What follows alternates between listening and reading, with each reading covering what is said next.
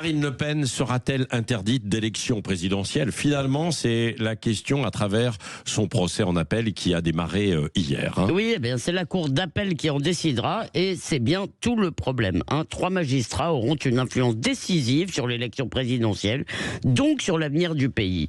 Alors ils peuvent, et à mon avis ils devraient, ramener l'inéligibilité de 5 ans prononcée en première instance à 2 ans, ce qui leur permettrait de sauver la face de l'institution sans se substituer aux électeurs, mais ce n'est pas sûr qu'ils auront cette sagesse, parce que s'ils faisaient 2 ans, Marine Le Pen pourrait se présenter.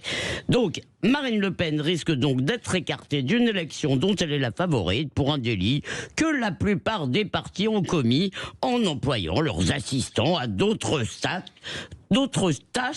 que celles stricto sensu du Parlement européen, ce qui devrait d'ailleurs être autorisé. Ça s'appelle faire de la politique. Oui, mais il y a des règlements. Oui, enfin bon.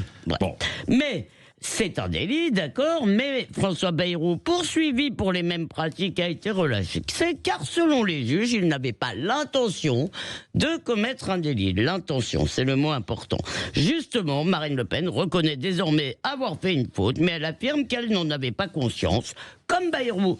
Elle devrait donc être relaxée comme Bayrou, à moins, évidemment, que les juges estiment qu'en tant que Le Pen, elle doit avoir un traitement spécial. Alors, normalement, Elisabeth Lévy, les juges ne font qu'appliquer la loi. Oui, la bouche de la loi, mais on lui fait quand même un peu dire ce qu'on veut, parce que appliquer, c'est interpréter. Cependant, là où vous avez raison, cher Patrick, c'est que ce sont bien les politiques qui ont renoncé à leur pouvoir en faisant voter une peine d'inéligibilité quasi automatique pour les délits dits d'atteinte à la probité. Alors c'était par pure démagogie. C'est tellement gratifiant, Patrick, de flatter l'opinion sur le thème. Regardez, ces gens sont des voleurs, mais nous sommes honnêtes, nous sommes blancs. D'ailleurs, en 2017, Marine Le Pen n'a pas voté contre la mal nommée loi de confiance dans la vie politique. Elle s'est abstenue, creusant inconsciemment sa tombe politique.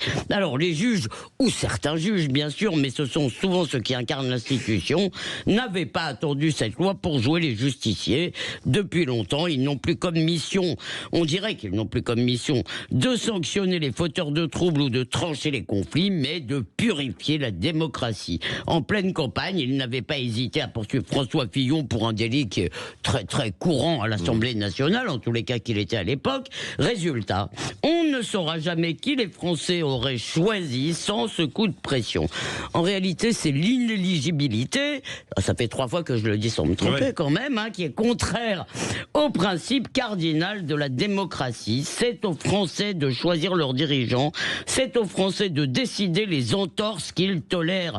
Ils ont d'ailleurs souvent réélu des maires qui avaient été condamnés, qui avaient purgé leur peine. Ça veut dire que les électeurs, les Français, ne veulent pas de gens qui s'enrichissent à leurs dépens, ça bien sûr, mais ils savent que les messieurs propres dans la vraie vie, ça n'existe pas. Et surtout, ils ne veulent pas être gouvernés par des juges qu'ils n'ont pas élus, Patrick.